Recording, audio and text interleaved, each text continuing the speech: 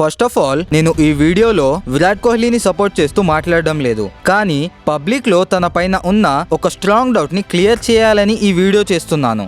అదేంటంటే why Virat Kohli is called the failed captain. Virat Kohli ఇది కేవలం ఒక పేరు మాత్రమే కాదు, ఇండియన్ టీమ్ అండ్ ఫ్యాన్స్ యొక్క emotion. 27,000+ international runs, 80+ centuries, 7 double centuries in test, highest win percentage in test cricket as a captain, ఇంకా ఎన్నెన్నో. కానీ తను కెప్టెన్ గా వరల్డ్ కప్ ట్రోఫీ గానీ ఐసీసీ ట్రోఫీ గానీ గెలవలేదు. ఈ ఒక్క పాయింట్ తో తన అచీవ్మెంట్స్ అన్ని ఇగ్నోర్ చేసి ఫార్మర్ క్రికెటర్స్ ఇంకా ఇండియన్ ఫ్యాన్స్ తనని ఫెయిల్డ్ కెప్టెన్ గా క్రిటిసైజ్ చేశారు. ఇంకా తను కెప్టెన్సీ వదిలేటప్పుడు బీసీసీఐ వాళ్ళు ఎలాంటి ఆఫెన్స్ లేకుండా గో ఎహెడ్ అని చెప్పారు. 2017 నుండి 2020 వరకు నెంబర్ 1 బ్యాట్స్మెన్ అయిన విరాట్ కోహ్లీని బీసీసీఐ అపోజ్ చేయడం కరెక్టా?